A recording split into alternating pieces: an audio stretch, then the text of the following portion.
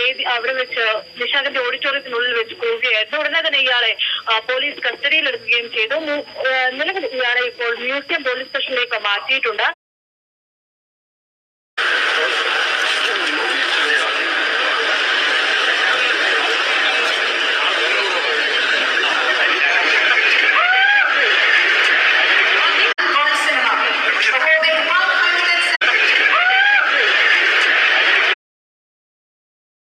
മുഖ്യമന്ത്രി വേദിയിലേക്ക് എത്തിയ ഉടൻ ഇയാൾ അവിടെ വെച്ച് നിഷാദിന്റെ ഓഡിറ്റോറിയത്തിനുള്ളിൽ വെച്ച് പോവുകയായിരുന്നു.